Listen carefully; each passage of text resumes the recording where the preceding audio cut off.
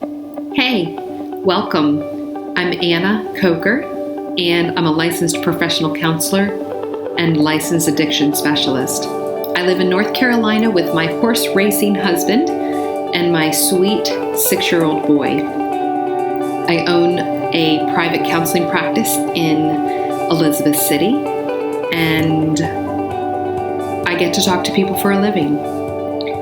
One of my faves asked me to record our conversation, so listen carefully. I hope you enjoy. Thank you so much for inviting me to do this pod bio. That was your term. I love that. Yes, I believe we should create with words, and thank you for helping me in doing this and being a mirror ever since I met you, and it's been a pleasure to share this journey.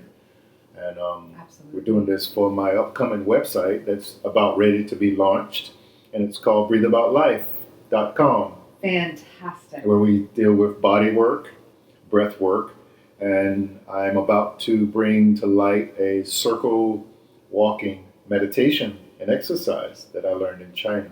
I want to teach that to the public now. So there's just so much that you bring to the table. And in order to let people know a little bit about who you are, we're going to be doing this pod bio today. Yes, indeed.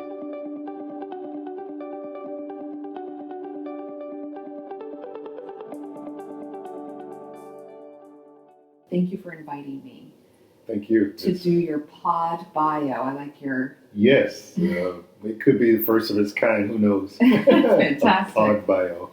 So instead of writing out your life in words, we're going to speak them. We're going to speak it and dive in. Fantastic. Yes. So, do you remember how we met? I was thinking hard and nothing came up. It seemed like we've been knowing each other forever. It's true. That's true. Yeah. So I actually had just had my son, Joel. Okay. And I was just trying to tone up a little bit of that baby weight. You were ready to get back in your body. Yes. Mm-hmm. And there was someone offering a free workout at the waterfront first thing in the morning. Mike Davis. Okay. That was the boot camp. Yes, the boot camp. Yes. Now I remember. Yes. So that was about 6 years ago. And I remember seeing you and being like, there's something very different about him. Like, something that I was drawn to. Mm-hmm. I said, there's something he's got, and I think I'd like to have that,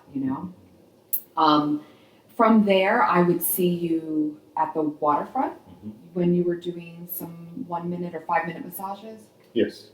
At the, what do they call it? The market. Yes. On Saturdays, yes. On the waterfront. Mm-hmm. And then there was a time at some point when I just said, that's it, my body is in a lot of pain from carrying Joel. Mm-hmm.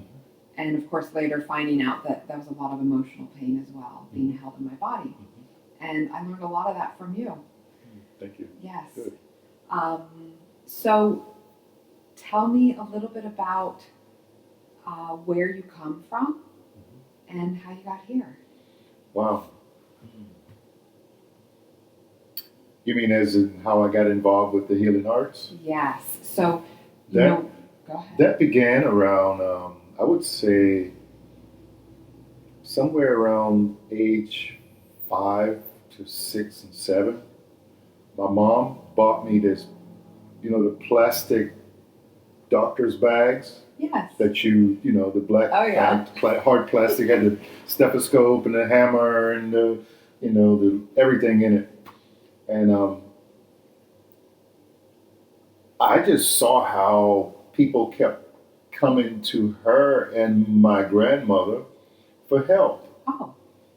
Bruises, scrapes, and breaks, and, trauma, runny nose, cough, Sure. Just things that people deal with every day.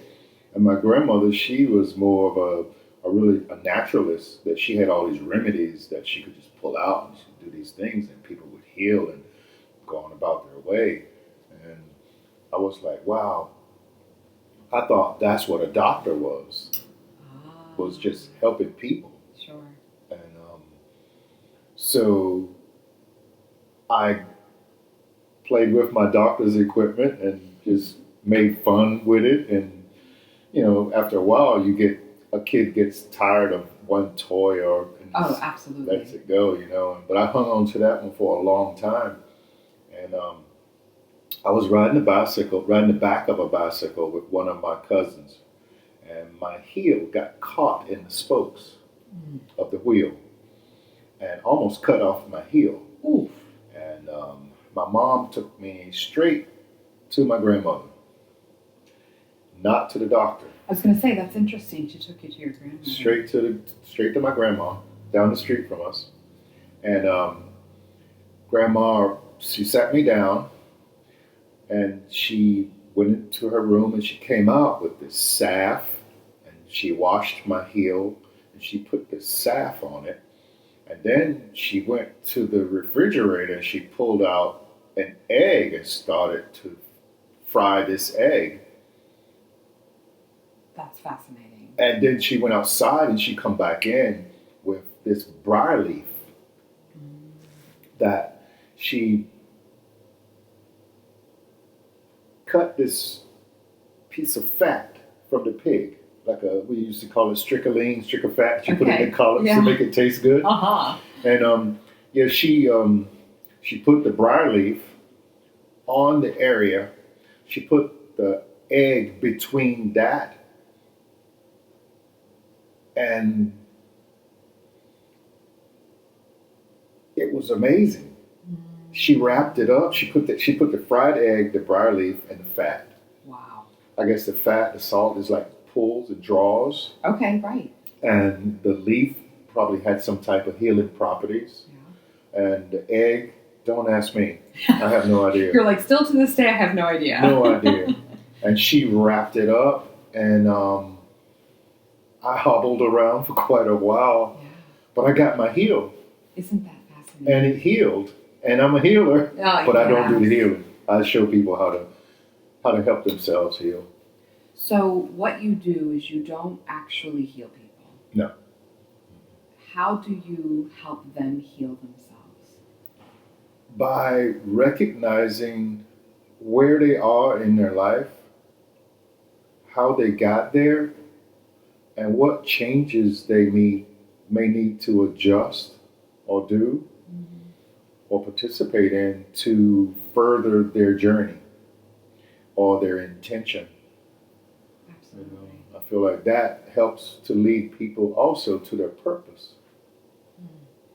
So it sounds like maybe whatever they have faced and gone through in their lives leads them to a point of asking themselves, what do I need to do to get whatever it is that I'm really wanting? Because whatever I've been doing hasn't been working. It's brought them to a point, and now it's time to maybe make a different choice to get a different result. We talked earlier about how people are doing the same thing and they're getting the same response. Reacting. Yes. Out their past. Reacting out the past. And then getting their past in their future. Mm-hmm. And reacting from the past. Yes. Mm-hmm. Okay. So let's go back to young Al. Mm-hmm. And so from there, because it sounds like you were drawn toward, or you were fascinated with the healing journey. Yes, the healing process fascinated me. Absolutely. Yes. So then you were in your own accident at some point. Can you talk a little bit about that? Yes. Before that, I was an athlete. Oh. At a very young age. I was a junior Olympian when I was like 9 years old, 10, for about 6 years. What did you do? I ran track. I was a hurdler. I did the high jump. Okay. And the race walk. My senior year, I had placed third in the state in the 120 high hurdles. Wow. And the high jump. Was there a part of you that said, this is my future? I knew that something was different about me because I could feel and see myself doing things that most people couldn't or struggle with. Absolutely. And from the injuries that I took on from my training, I started to understand my body more. That's it. So it raised your awareness of your body. Yes, the body awareness, and I would get into this zone when I'm performing or training, and I knew that it was something greater than myself involved here. And so I would pay attention to it, and I would let my run come to me. I would let my walking come to me. Whatever I was doing, if I was playing recreation basketball or cornfield football, I wouldn't rush my game. I would allow it to come to me. So I guess I was allowing my body to get into this mode to where it could carry me according to my thoughts, which creates rhythm and flow. Now, at the time that was happening, was that a conscious process, or is that something that, Subconscious. Totally. looking back, you're like, this is what I was doing? I see it now, but then I had no idea. Of course. I was oblivious. I think it's amazing. Go ahead. Until what you just asked was the accident. Okay, That got it. woke it up. Got it. The So car your accident crash. woke Yes, you up. It woke me up. Can you tell me about that? Well, I was a wild child out of high school, drinking, partying, everything. Just whatever people were doing, we were doing it. And I got to see some of my elders and what it was doing to them. I wanted something different.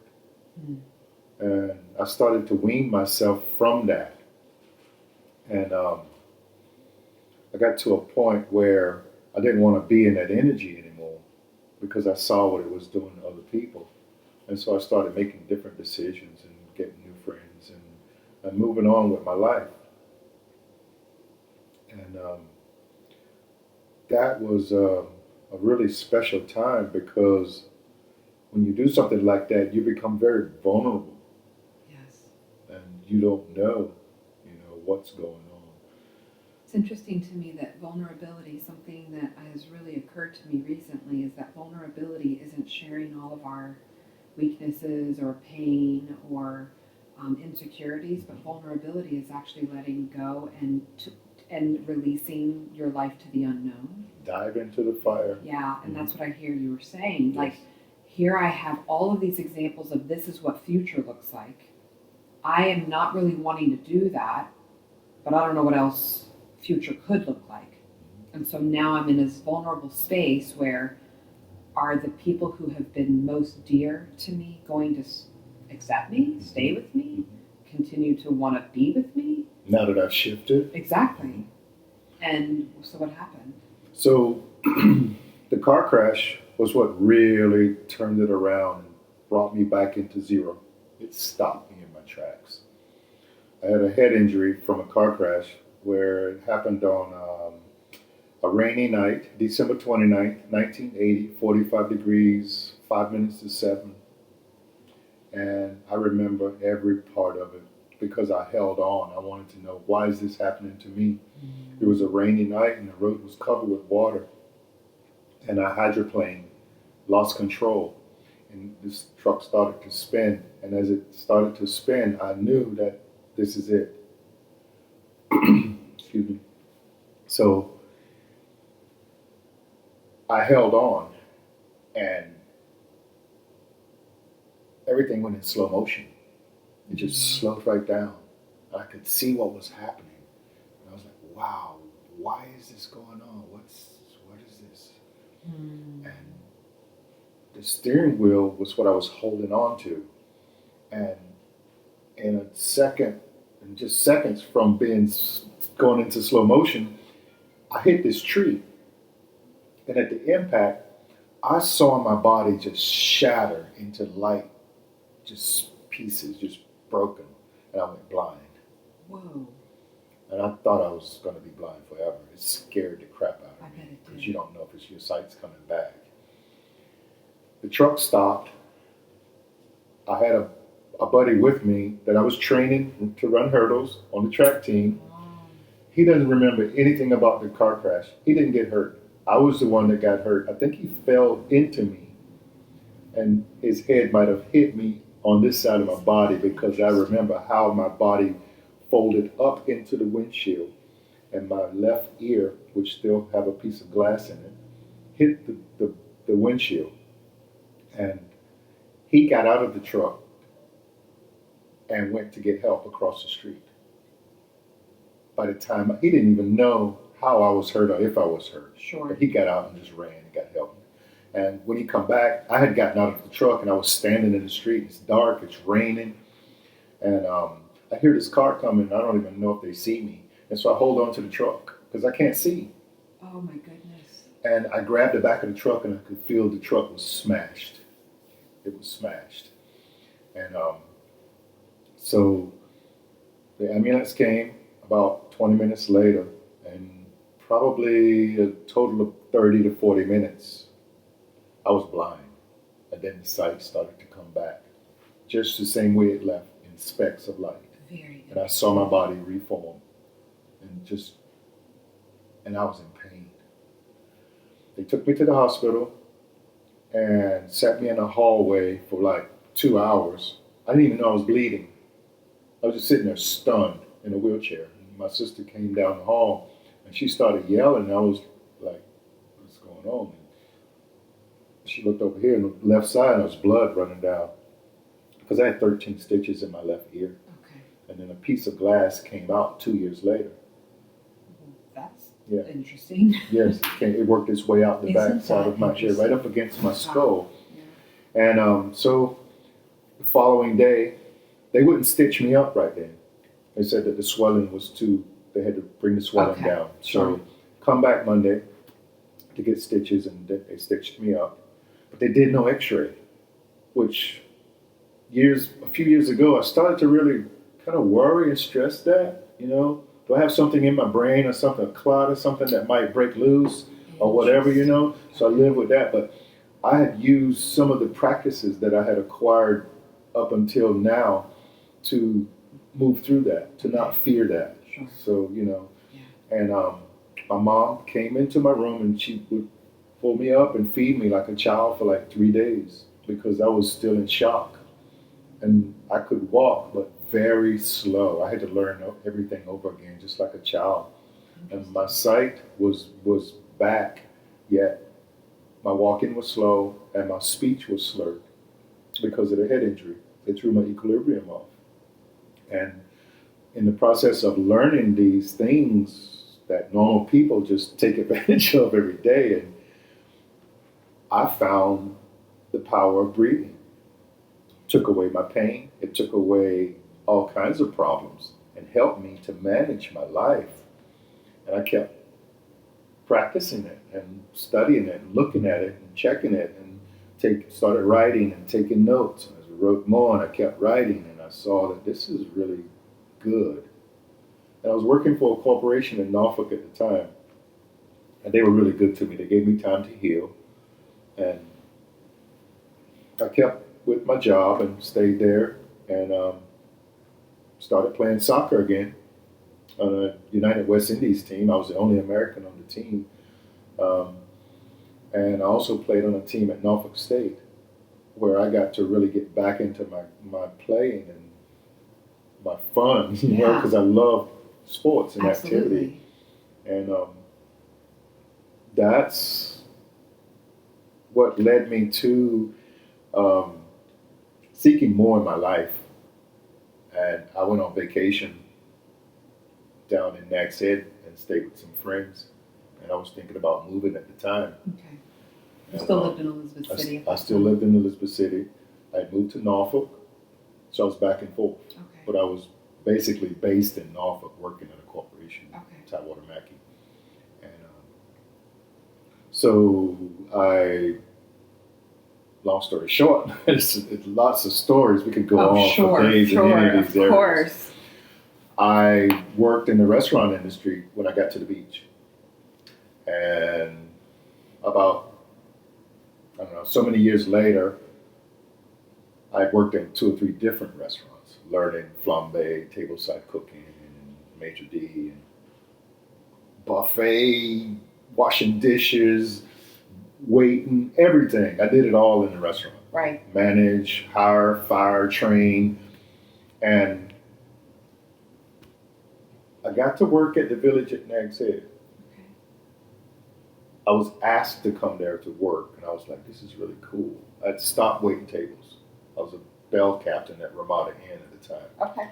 And so I said, okay, I'll give it a shot.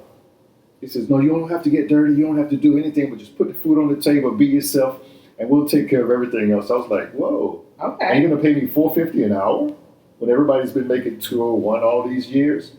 So I was like, okay, I need a little extra money anyway, because living at the beach, we all travel. In the off season, we'd go to the islands or somewhere and just take it easy and then come back and work the season. Okay. And so the village at Nags Head, my boss lady, I love her. Joni Hunt, she came up to me one day and she says, she was shorter than me. She was like, darling, what else are you going to do with your life? And I had been thinking about going to school to study massage. Matter of fact, I had gone on vacation one summer in Trinidad, and I had a vision of being a therapist. Interesting. Yes, because when I was playing soccer in Virginia Beach, my next door neighbor was a body worker. Aha. Okay. Mhm. So it planted a seed. Yes, it planted a seed. I saw the power and touch and helping people with that. And it's pulling up now the 5 and 6-year-old, right? Yes. Who is drawn toward healing. Yes. Okay. And I started just getting regular body work from her because I was coaching a 26 and over women's soccer club. Okay. I was coaching a advanced club in Virginia Beach, and I was playing on another club for myself, and I was biking to work. Yeah, that's a lot of physical. 6 miles. Yeah. Before sunup and back home. So my body, I'm in really good shape. Sure. And How old were you at this time? I was in my mid-20s. Okay. So this was Mid-twenties. about 5-6 years after that accident. Yes, Okay. yes.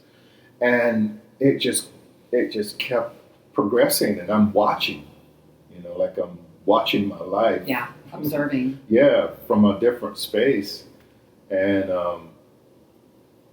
they paid my way. The village at Nags Head Golf Club paid my way through school. She said, my boss lady, Joni, she said, well, come upstairs and talk to us, and Phil and I, we'll see what we can do. We may be able to help you. I was like, what? That's It blew me away that somebody was going to try to help me with such a something. life gift. I had Such a never gift. experienced that before. Sure. It's just Sure. like, they wrote a check and paid for my school. I graduated. They gave me an office in the clubhouse. What? Before I even graduated, I was already doing body work because my instructor told me I was natural. I'm busy as all get out. Sure. So I paid them back the loan before I graduated. Wow. And I stayed there another 5 years. I was there for a total of 8 years, I think.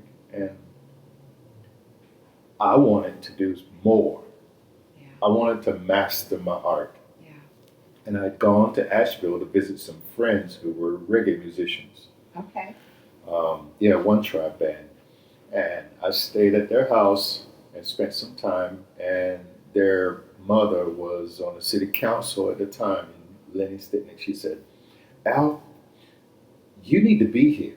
What you're doing is going to really become big here. It's not happening that much right now, but get here. And her husband says, yeah, you ought to get here. He's a doctor, so he knows. He had a pulse on what was happening in the Sure, in mountains. Nashville. Mm-hmm. And so I moved to Asheville to master my art. Fantastic. Isn't it interesting? We now know the future, right? 30 years later, or however many years later it is. And it's huge. Yes. Listening to your call, Yes. once you hear it, you have to listen to it. Hearing is not the same as listening, because I wasn't listening.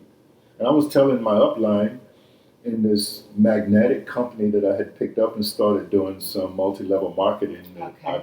I despise multi-level. Anyway, I was telling him, I got to get out of here because I feel like I'm hanging out with all these people with money and I'm not comfortable. Yeah. That atmosphere is different. Yeah. No offense to them, Not at all. I just felt out of place. Sure. And he says, Al, you're going to have the same problem wherever you go. You're saying you got to get out of here. He said, deal with it here now and don't take that problem with you. Huh. And I dealt with it. I learned to accept where I am while I'm doing what I'm doing. Sure. That opened up the other doors. Now, isn't that the gift of a lifetime? I was not blocking myself anymore. Yeah. I got out of the way. That's it. accepting where we are, yet also it's this interesting line or this interesting balance of coming to a place of acceptance where we are and yet staying open to what our future is and can be. Vulnerability. Vulnerability, Again, yes, cycles that back. openness. Absolutely. Yeah. In watching you, in reading your Facebook posts and in working with you in body work, it always comes back to breath. It always comes back to breath because that's how it began. So, can I play devil's advocate for a minute? Sure. Okay. So we've got, you and I, we really understand. And by the way, I know I don't understand to the degree that you understand, but I have my own understanding of why it really does start and end with breath. So there might be someone listening who says, how can breathing pay my bills? Or how can breathing help my child? How can breathing get me a job? Right. So these, when I just understand and recognize that when people are really, really, really running around trying to get their physical life in order, they're thinking, what in the world? What is this guy talking about? Just breathe, right? Mm-hmm. So I really want to hear from you. How would you speak or what would you say? The problems that we experience causes the breath to shift, to be held, to become stagnant, to become shallow. Why is that harmful? It's harmful because when the breath is stagnant or shallow or being held, we're in our head overthinking something, trying to figure something out without our feelings, without enough oxygen. And that causes the stress hormones to release into the body, which stresses the body out. Okay, so in lay terms, right, in everyday terms, what I hear you saying is that when your breath is shallow, being held, or stagnant, you are starving the oxygen from your brain. From the brain first. From the brain first, okay. Which is then can create disease, like you were talking about earlier. Imbalance, Disease, and then you end up actually dumping stress hormones into the body because your brain is not getting the oxygen. It doesn't have the oxygen to do what you're thinking and what you're feeling. So it's not that breathing pays your bills. Mm-hmm. Breathing gives you the foundation in order to build or to get creative, to calm down, to come to a place of centeredness. It's the foundation of all life. It's the foundation. So it's not that breath is paying your bills, or it's how you use breath. It's how you use it. And how you allow breath to guide you without you knowing. It's like you can use your breathing to help you face the unknown. So if you were an Olympian, let's just say that. So if you're an Olympian, the coach is telling you, just as an example, so say you're a swimming Olympian, we're swimming. The coach is saying to you, this is how you need to learn to breathe. Mm-hmm. The breath isn't causing you to swim, obviously. The breath is the foundation of the swimmer. Yes. I think that what happens is the message can, when you're so focused, right, on all of these external and the physical and the go and the go and the go, and we can get into survival mode. Mm-hmm. Fight, flight, freeze, or play dead. And it feels more safe, right? Because we've practiced that over and over. It's a reaction. And then we react out what we've done all of our lives. Yes. And then we continue to get that in our future. And breath stops. This stops that. Fight, flight, freeze, play dead, breathe instead. Oh, yes. interesting, though, how scary when you're very first practicing this, how scary it can feel to just be still. Yes, because it's the unknown, and we're relinquishing what control we think we have. We think we have control, but we don't feel that we have control. So there's a little bit of doubt. We're vulnerable. Vulnerable. We're vulnerable. Mhm. Man, this theme of vulnerability keeps coming up. Mhm. And when we feel vulnerable, how we've always done things causes us to want to go back to that freeze, fight, flight, or play dead. play dead. Okay, Mhm. yeah. Yeah. And so breath and the technique of breathing and the reminding ourselves to breathe Mhm.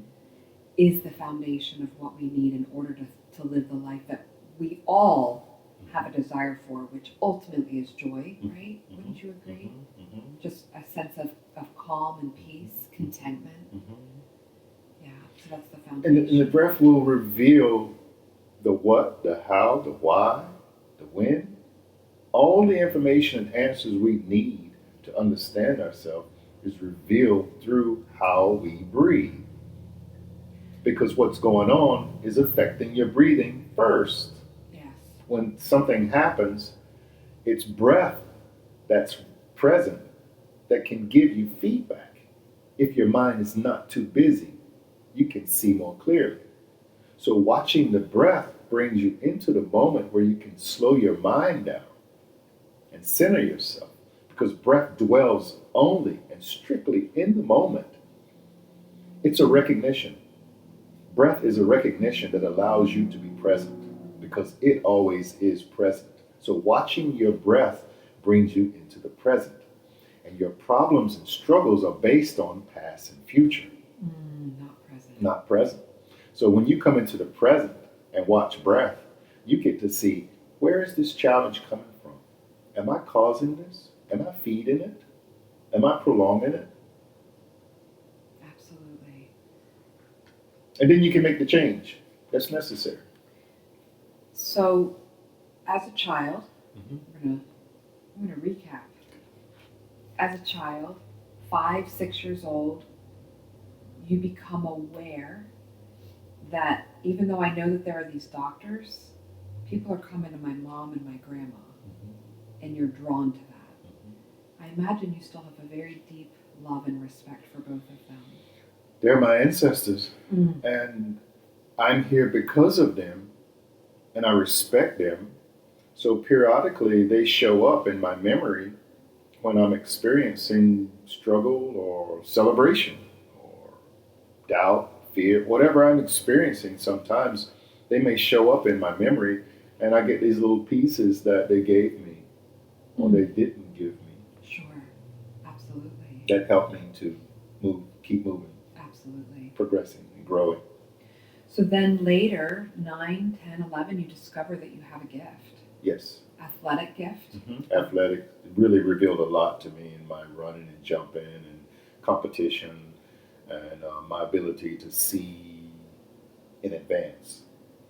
Yes. In basketball, they would say it's called court vision, Okay. that you can see things before they happen or see what's open and what's available. Interesting. And I got to apply that to my life because watching the breath gives you an ability to observe from a neutral space so that you can make decisions in that neutral space. And from the practice that I do, I've cultivated so much clarity in that neutrality that I can choose and watch the results. Isn't that fascinating? It gave me the calmness to be. It's like breath is like allowing you to sit on the seat of your soul. So you don't have to throw your energy out. And when you do move your energy, you know where it's going because you're aware of where you're putting your energy. Your energy and breath and mind are totally connected all the time. We can only separate in our mind. Correct. Yeah, try separating breath from yourself. You're finished. You're dead. You're finished. Bye. Yeah. But people don't take it serious. I know. They don't. They don't take it serious. They say, "Oh yeah, breathing," and they go on. I'm like, well, don't forget it, because between each breath, you can forget to breathe. And I think it's interesting that we betray our breath, right? It does not betray us. Never. It never leaves us It never leaves until us. we're dead. It carries us through the night. So it reminds me of God. Yes. Is there a connection there? There's a impossible separation, That's it. because Okay. to me, I use breath as, I call it the Trojan horse of God, Yeah. because it can sneak in I mean, yeah. and you don't know it's there, Yeah. and it's God, because you can't say God, write God, praise God without breath. That's right. There's no God without There is breath. no God without breath. So breath is God hidden in us. In us. Before we knew, we searched outside of ourselves for this. And I did. I searched outside myself. Bars, booze, women, and just wild parties, and just everything.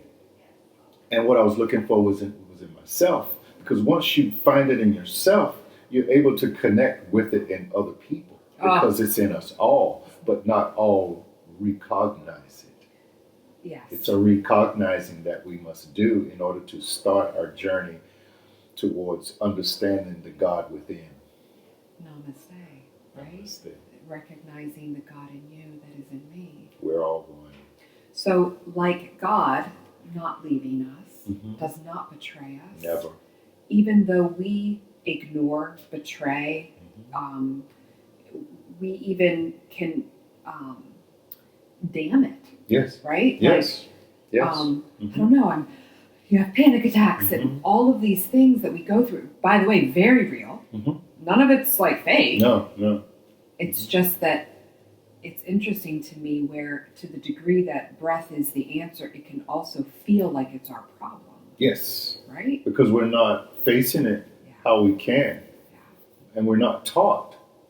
We're not taught. No, of course We not. we don't know how to be still and just watch breath, which we call meditation. Exactly. It's simple. Yes. Meditation doesn't mean you're sitting still and you're not moving. Meditation is that you know where your mind is, Yeah. It's a practice. and you can always bring it back to where it needs to be when it's not in a place of nurturing. Yes. And so just knowing that breath is God and will not forsake me or leave me, then why should I worry? Why should I fear? Why should I ask for something that I've already got, so I can achieve and attract things to me through my breathing, Yes. healing, material possession, whatever. Sure. I don't attach myself to materialism because I know I can get another one. No, but you if I can't need get, it. But I can't get another me. No, I cannot. And so I respect breath and keep it before me, in front of me, as my guide. Yeah. And I explain this to surfers, and they get it. Because when you're on a surfboard, you have to wave at your back. And if you keep the breath in front of you, meaning to watch your breathing while you're on the board, you can't fall. Isn't that interesting? If you start thinking about what you're doing, you're in your head again. The breath is shallow. And you get a little wobbly. You hang 10. Yep.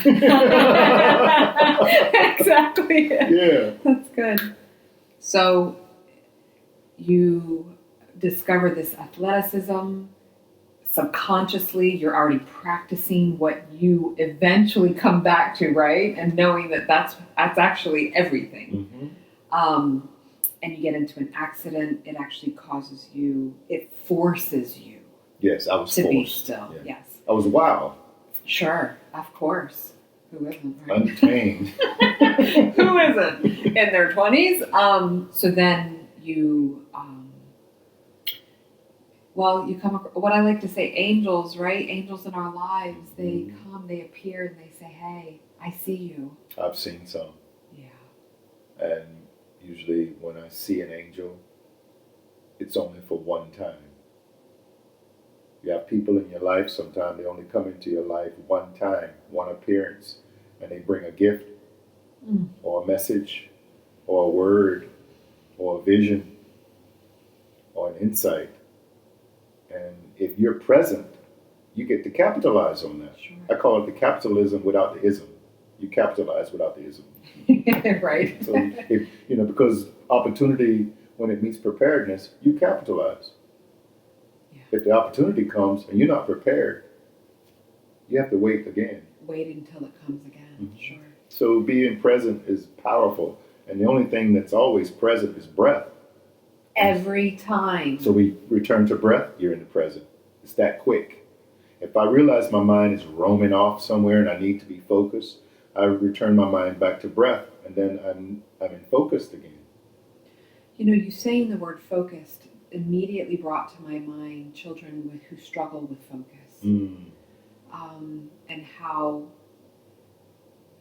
and again, rightfully so, right? We're all just trying to find a solution. There's no judgment for how people try to find solutions for their children. No, right? so discerning. Of course.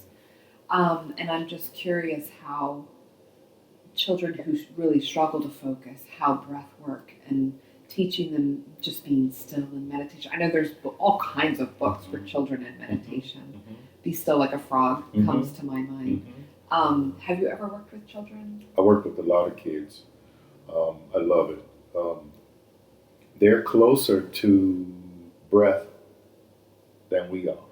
Of course. Because at birth, we're all born breathing from our belly, which is where we should be breathing from, the gut. Yes. The diaphragm is what allows the lung to operate, because the lung is not a muscle, it's an organ.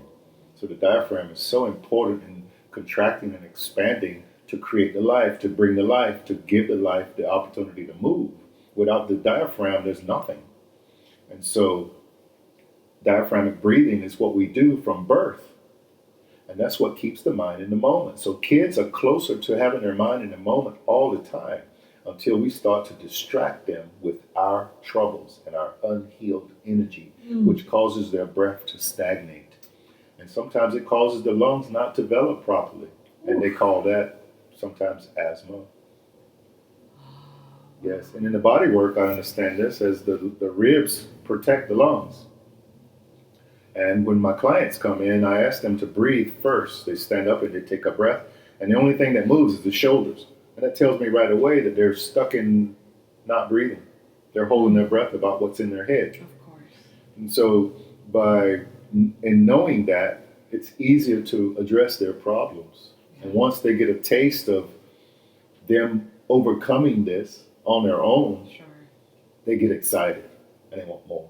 Absolutely. And the kids are much closer to this than we are. Definitely. So we need to keep them in situations or classes or learning and studying of this energy and how it works through karate or through arts, exercise, or just laying them on your belly sometimes. Yeah. Will bring you back to the moment because they live in the moment. And like I was talking about the ribs, protecting the lungs. So the lungs go down to the last rib.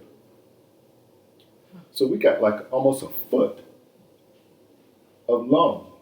And we're not even getting oxygen in when we're breathing from the chest up. The lung is being starved. So it hasn't developed fully. And if you're a runner and you go and run to a point where there's no oxygen in that part of your lung or not enough, you're going to have pain. Oof.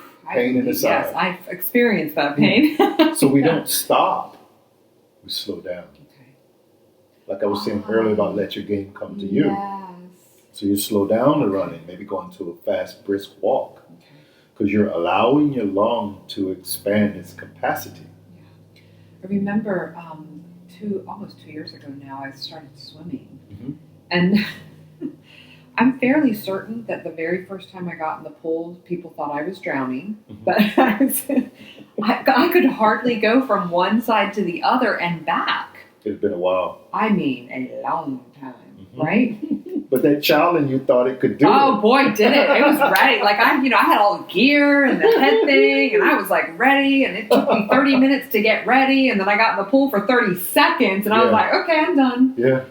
And I remember not necessarily anyone teaching me this, but just at some point recognizing that the only reason I couldn't is because of my breathing. Because you breathe. That was it. Yeah. It was the only reason.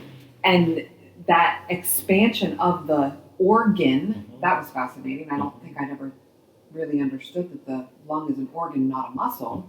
The expansion of that organ and allowing that breath in is actually what allows you to and me to go further. Yeah.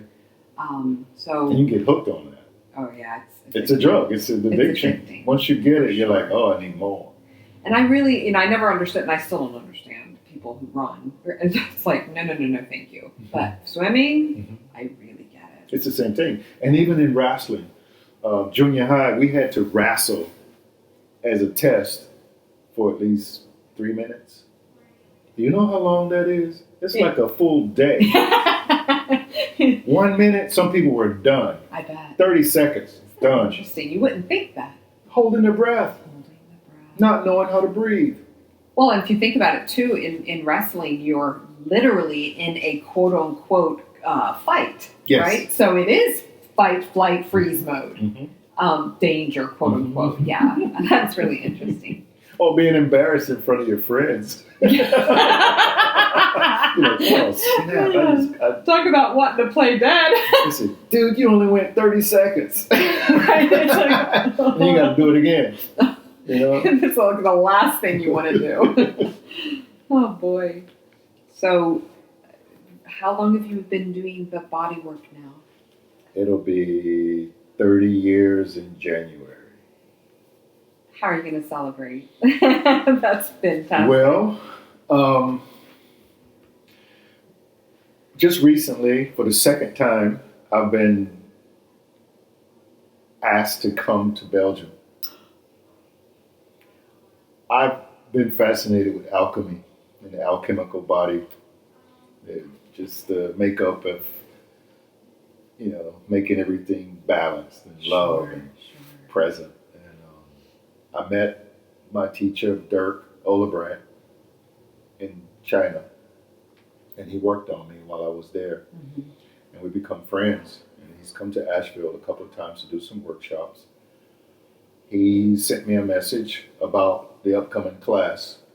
He teaches 4-dimensional body work, alchemy, and life coaching and whatnot. He's a Qigong practitioner as well. We studied at the same hospital in Beijing, and I got a message from him a month ago telling me that this class is coming up, and he thinks it's a perfect match for me. And he said, you should really consider this one. We have it all set up. You'll stay at a bed and breakfast here. You give me all the logistics. Oh my goodness. So I told him I'm coming. That's so fantastic. Because I had a hernia surgery about 3 years ago. And he sent me a message asking me what was going on. He picked up on me from there. Wow. He says, I've been sending you these messages about the class, and I haven't heard anything. Are you okay? I said, Dirk, I'm recovering from a hernia surgery. He said, wow. Well, I had a hernia one time.